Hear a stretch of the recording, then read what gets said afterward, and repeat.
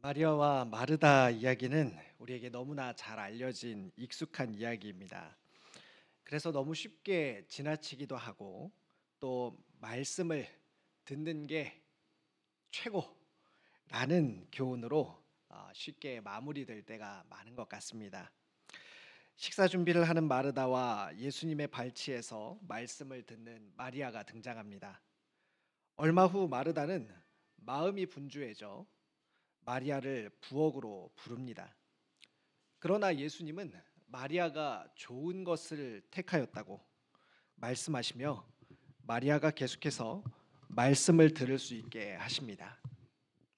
한편 마르다에게는 한 가지만 해도 좋다라고 말씀하십니다.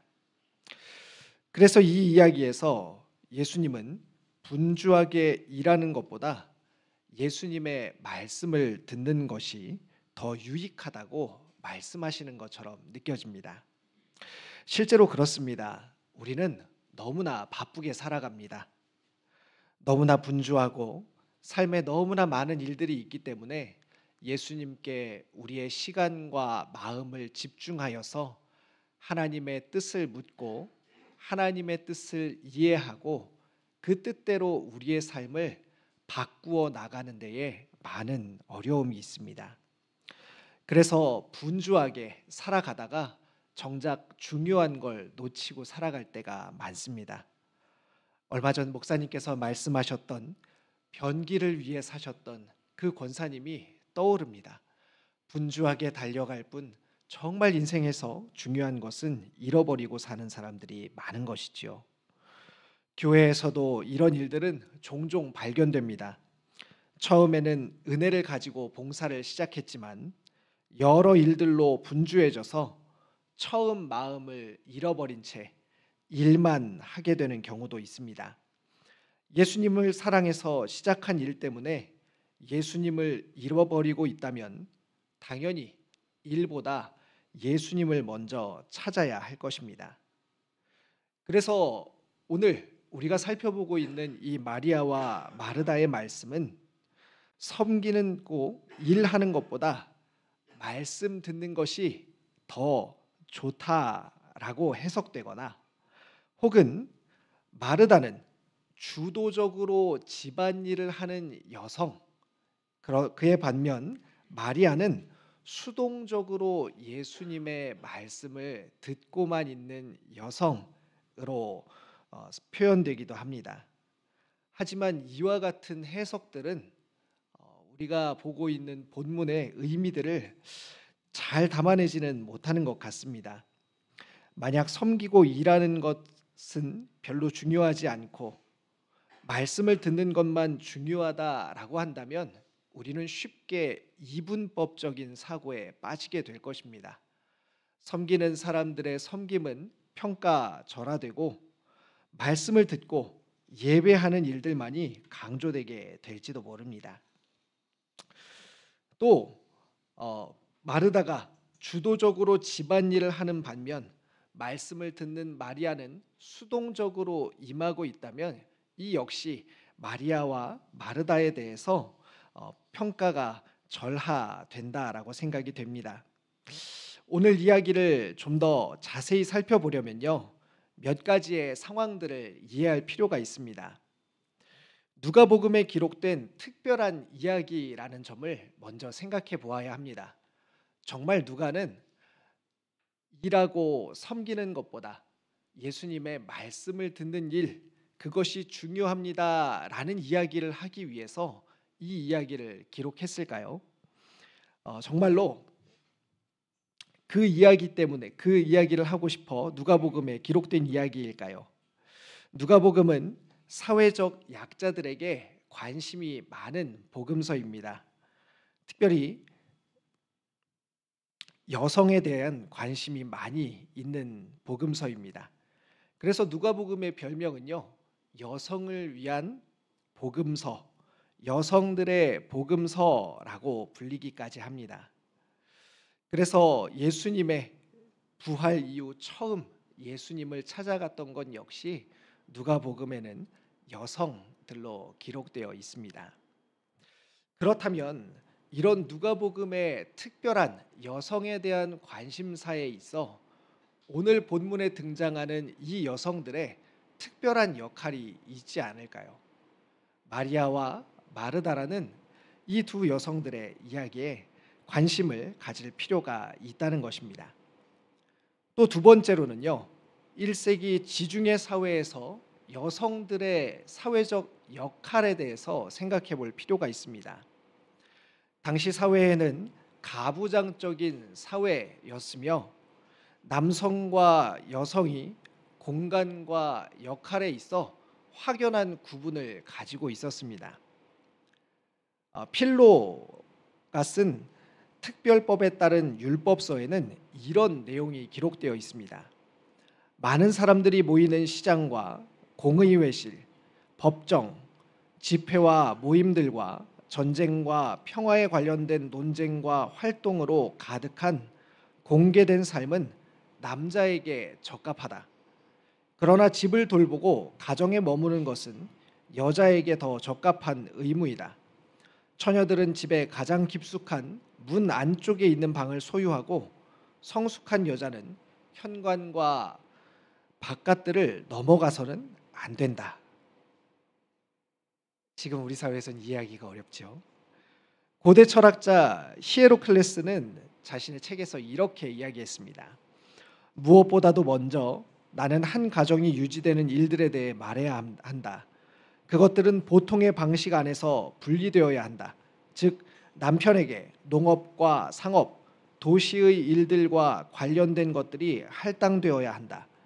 아내에게는 길쌈과 음식 준비, 즉 집안일과 관련된 일들이 할당되어야 한다라고 기록해 놓았습니다. 당시 사회에서 남성과 여성의 역할이 얼마나 철저하게 구분되어 있었는지가 느껴지시지요. 여성은 남성이 하는 일에 참여할 수 없었습니다. 사람들과 사귐을 갖는 것, 또 토론을 하는 것, 바깥 일이라고 불리는 활동들을 하는 것은 철저하게 남자의 영역이었습니다. 또 여자는 집에서 집 안 일을 돌보며 음식 준비와 집안 사람들, 집안 관리와 관련된 일들을 하는 것이 사회적 통념에서 좋은 가정, 훌륭한 가정의 모습이었습니다. 또 한 가지 더 생각해 볼 것은 유대 문화에서 남성과 여성의 역할을 생각해 보는 것입니다. 우리가 읽고 있는 본문에 등장하는 사람들은 모두 유대 문화권 안에 살고 있는 사람들이었습니다. 유대 문화는 정결법에 의한 정결 체계로 유지되는 사회였습니다. 정결법이란 무엇입니까? 구별되도록 하는 것입니다. 다른 것과 구별된 장소, 다른 것과 구별된 방식, 다른 것과 구별된 시간을 살아가도록 하는 것입니다. 있어야 할 곳에 있어야 정결하게 됩니다. 또 있어야 할 시간에 있어야 정결하게 됩니다. 정결함은 곧바로 자신들의 가치와 또 자신들의 정체성과 연결되기 때문에 정결하지 못하게 하는 것을 따르는 것이야말로 절대적으로 용인할 수 없는 일이었습니다. 이와 같은 정결법에 의한 정결 체계로 유지되는 사회 속에서 마찬가지로 여성은 집안과 관련된 일들, 또 집안 안에 있어야 정결하게 되며 남성들은 토론과 율법과 관련된 일들, 또 사회 유지와 관련된 일들을 하는 것이 정결한 것으로 여겨졌습니다. 만약 누군가가 어떤 여성이 율법과 관련된 토론을 하거나 혹은 바깥 남성들, 외부 남성들과 만나는 것은 곧 부정한 것, 정결하지 못한 것으로 여겨졌습니다. 이런 유대 사회는 이런 정결 체계 안에서 자신들의 역할이 철저하게 보장되고 또 그 역할에 따라 자신들의 기득권이 유지되고 있는 사회였습니다. 그렇다면 이런 1세기 사회에서의 여성들의 역할, 또 유대 문화 안에서의 여성들의 삶, 그리고 누가복음에 기록된 특별한 여성들의 관심사를 생각해 볼 때에 오늘 마리아와 마르다의 행동은 어떻게 평가할 수 있겠습니까? 첫 번째로 마리아는요, 발치에 앉아 예수님의 말씀을 듣고 있었습니다. 여기서 발치에 앉아라는 이 표현은요, 누구누구의 제자가 되다라는 전형적인 표현입니다. 제자로서 선생에게 열심히 배우는 행위를 묘사하는 문구입니다. 이것은 사도행전 22장 3절에도 등장하는데요. 제가 한번 읽어보겠습니다. 나는 유대인으로 길리기아 다소에서 났고 이 성에서 자라 가말리엘의 문화에서 우리 조상들의 율법에 엄한 교훈을 받았고 오늘 너희 모든 사람처럼 하나님께 대하여 열심히 있는 자라라고 바울이 자신을 소개하는 대목입니다. 여기서 가말리엘의 문하에서 배우다라는 말에 발치에 앉아와 같은 용어가 사용됩니다. 마리아는 지금 예수님의 발 앞에 앉아 예수님의 제자가 되어 예수님의 말씀을 배우고 있습니다. 여기서 말씀을 배우는 행위는 단순히 예수님께서 말씀하시고 그 말씀을 귀담아 듣는 것에 그치지 않습니다. 말씀을 배운다는 이 말은 토론을 전제로 하고 있습니다. 즉 예수님께 질문하고 예수님께서 답변하시고 또다시 마리아는 질문하고 예수님은 답변하는 그런 율법과 관련된 토론이 이루어졌다는 것입니다. 즉 당시 사회에서는 상상도 할 수 없는 일이 지금 마리아에게 이루어지고 있는 것이었습니다. 물론 당시 여성들도 수학, 공부할 수는 있었습니다. 그러나 직접적으로 남성 교사에게 율법 토론을 통하여서 율법을 배우는 일은 불가능하였습니다. 따라서 지금 마리아의 행위는 당시 여성 역할의 장벽을 깨뜨리는 행위라 할 수 있습니다. 여성으로서는 상상도 할 수 없는 일이 지금 마리아를 통하여서 행해지고 있습니다. 마르다의 경우는 어떻습니까? 마르다는 예수님과 제자들을 자신의 집으로 초대한 여성이었습니다. 당시 누군가를 자신의 집으로 초대하는 일은 남자, 특별히 그 집의 가장이 할 수 있는 일이었습니다. 여성이 누군가를 자신의 집으로 맞아들이는 것은 불가능한 일이었습니다. 그러나 마르다는 마을에 예수님과 제자들이 들어왔다는 소식을 듣게 되자 나가서 자신의 집으로 예수님과 제자들을 흔쾌히 초청합니다. 이것은 공간의 장벽을 깨뜨리는 행위입니다. 여성들만이 출입할 수 있는 공간, 남성들만이 출입할 수 있는 공간, 그 장벽을 깨뜨려서 자신의 집 안으로 낯선 이들을, 예수님을, 남성을 초대한 것을 의미합니다. 여기에 예수님의 행보도 주목해 볼 만합니다. 이런 초대를 받았다면 응당 거절해야 하는 것이 마땅하지만 예수님께서는 흔쾌히 마르다의 초청에 응하여 주십니다. 세리와 죄인들과 함께 식탁에 앉으셨던 것처럼 예수님께서는 당시의 사회적 통념을 깨고 여성 마르다가 초대하는 집으로 들어가셨습니다. 그러나 여전히 질문이 남습니다. 예수님은 마리아가 좋은 것을 택했다고 말씀하십니다. 한편 마르다의 요청은 들어주지 않으십니다. 그렇다면 결국 마리아가 좋은 것을, 더 나은 것을 하고 있다는 말이 되지 않겠습니까? 하지만 여기서도 몇 가지의 해석들을 다시 살펴볼 필요가 있습니다. 첫 번째로는요, 좋은 것에 관한 해석입니다. 예수님께서는 마리아가 좋은 것을 택했다고 말씀하셨습니다. 그런데 이 좋은 것이 의미하는 바가 무엇인가 하는 점에 다시 한번 생각해 보아야 합니다. 대체로 우리는 좋은 것이 곧 말씀을 듣는 행위라고 연결해서 생각하기 쉽지만 꼭 말씀을 듣는 행위만을 가리키지는 않습니다. 여기서는 마리아가 지금 하고 있는 행위, 그 행위를 좋아하고 그 행위를 사랑하기 때문에 그것을 빼앗기지 않을 것이라는 점에서 좋은 것을 택하였다고 해석할 수도 있습니다. 또 다음으로는요, 마르다의 한 가지만이라는 내용에 대한 해석입니다. 개역 개정에는 몇 가지 혹은 한 가지만 해도 족하다라고 예수님께서 말씀하십니다. 그러나 또 다른 본문들은요, 한 가지만이라고 해석하는 본문들도 있습니다. 우리의 개역 개정 해석을 따라서 이해를 해본다면요, 잘못했다는 것이 아닙니다. 너가 하는 일들을 전면적으로 중단하고 발 앞에 와서 말씀을 들으라는 예수님의 요구가 아닙니다.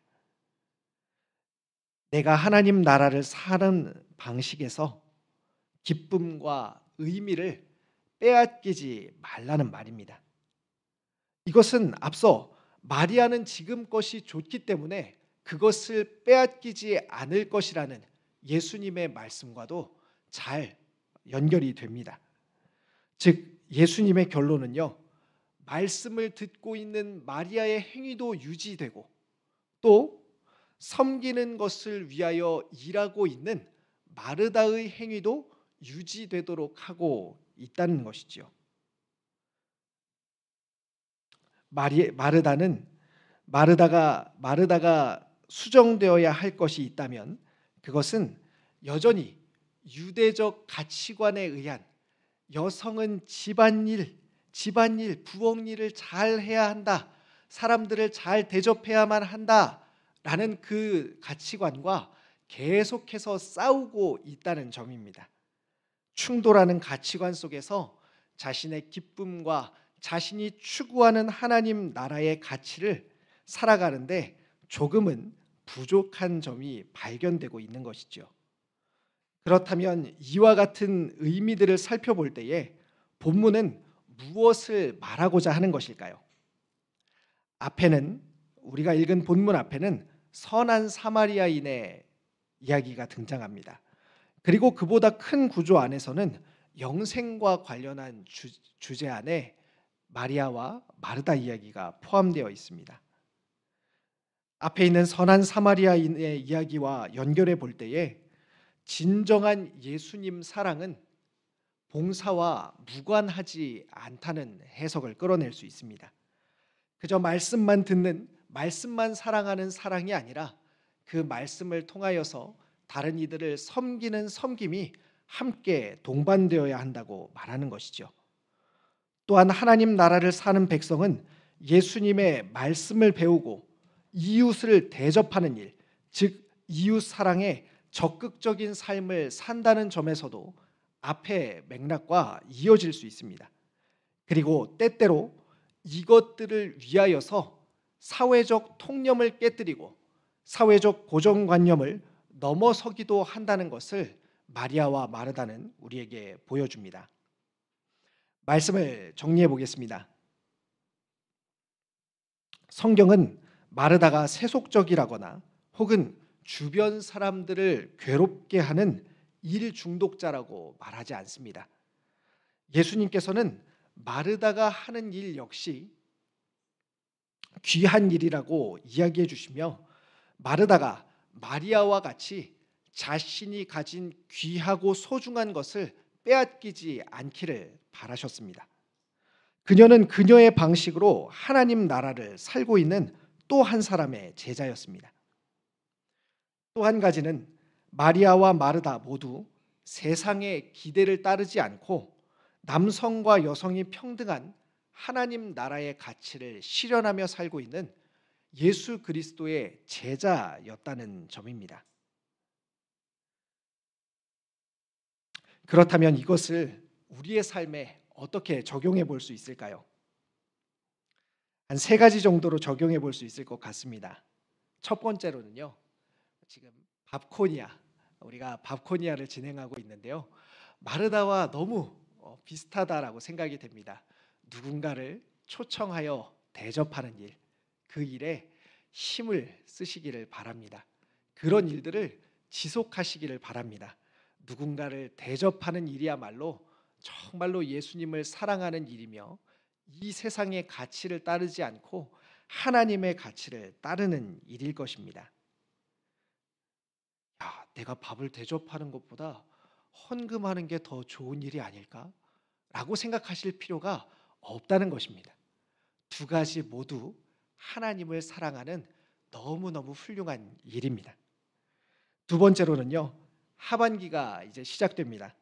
하반기의 사역과 많은 봉사들이 우리에게 있습니다. 교회를 세워가는 데 필요한 일손들의 힘을 모아주시기를 부탁을 드립니다. 하나님을 섬기는 일은 말씀을 듣는 일과 동일한 가치를 가지는 일입니다. 이웃을 위해 또 다른 성도들을 위해 헌신하고 수고하는 일은 주님의 말씀을 배우고 예배하는 일과 동등한 가치를 가지는 일입니다. 그런데요, 문제는요, 세상 가치관의 저항이 만만치 않다는 것입니다. 삶으로 섬기며 이웃을 사랑하고자 할 때에 세상은 우리에게 그렇게까지 할 필요 없어 라고 말하기도 하고, 그것은 다른 일들보다 덜 가치 있는 일이야 라고 우리에게 이야기하기도 합니다.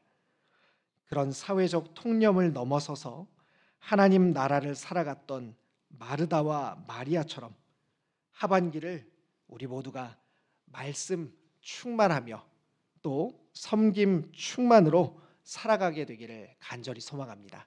기도하겠습니다.